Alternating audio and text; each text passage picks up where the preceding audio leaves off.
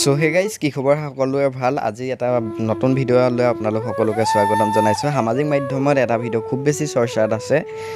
Court marriage কৰা দেখা পোৱা গ'ল দীপলিনা বা আৰু তেওঁক সকলোৱে জনাইছে এতিয়া শুভেচ্ছা আৰু অনুৰাগীসকলৰ মাজত প্ৰশ্ন উঠিছে সঁচাকৈ বিবাহপাশত আবদ্ধ হ'ব ওলাইছে নেকি দীপলিনা বা। আজি এই ভিডিঅ'টোৰ যোগেদি সম্পূৰ্ণ কথাখিনি জানিব পাৰিব।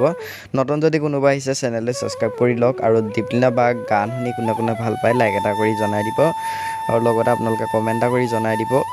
দীপলিনা বাই নিজৰ ইনষ্টাগ্ৰাম হেণ্ডেলত আপলোড কৰিছে কোৰ্ট মেৰেজ কৰা সেই বিশেষ ভিডিঅ'টো আৰু পাৰ্থৰাজৰ সৈতে দেখা পোৱা গৈছে তেওঁক আৰু অনুৰাগীসকলে তেওঁক এতিয়া জনাইছে শুভেচ্ছা আৰু বহুত অনুৰাগীৰ মনত প্ৰশ্ন উঠিছে যে সঁচাকৈ দীপলিনা বা ৰিয়েল লাইফত বিবাহপাশত আবদ্ধ হ'ব ওলাইছে নেকি আৰু আপোনালোকৰো মনত প্ৰশ্ন উঠিছে চাগে। নিশ্চয় মই আপোনালোকক প্ৰশ্নটোৰ উত্তৰ জনাই দিওঁ।